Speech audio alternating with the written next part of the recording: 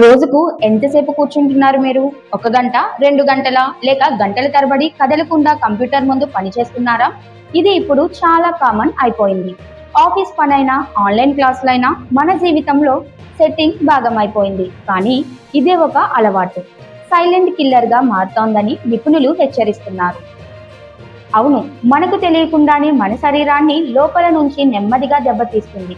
ఈ ఎక్కువసేపు కూర్చోవడం మొదటిగా మన కండరాలు ఎక్కువసేపు కదలకుండా కూర్చుంటే కండరాలు బలహీన పడిపోతాయి. ముఖ్యంగా వెన్నుముక్కపై ఒత్తిడి పెరిగి నడుము నొప్పి, బ్యాక్ పెయిన్ చాలా కామన్ అయిపోతాయి. ఇక రక్త ప్రసారణ సరిగ్గా జరగదు.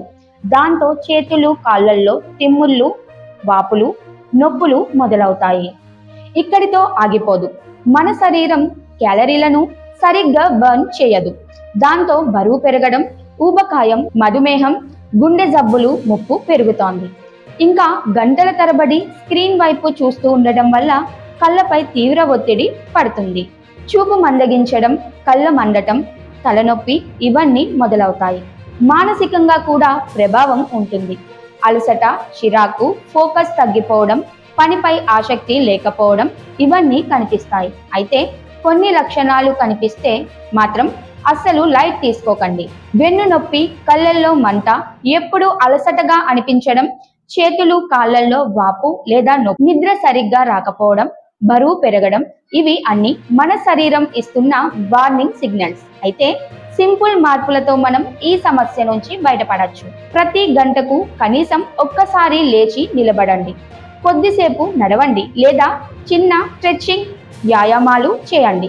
మీ కంప్యూటర్ స్క్రీన్ కంటి స్థాయిలో ఉండేలా చూసుకోండి. సరైన భంగిమలో కూర్చోవడం చాలా ముఖ్యం. రోజు తగినంత నీరు తాగండి.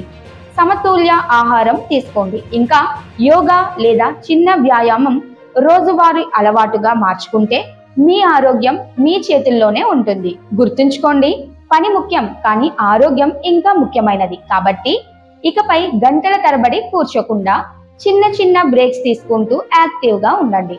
ఆరోగ్యంగా జీవించండి. ఇలాంటి హెల్త్ అవేర్నెస్ వీడియోల కోసం మా పేజ్ని ఫాలో అవ్వడం మర్చిపోవద్దు.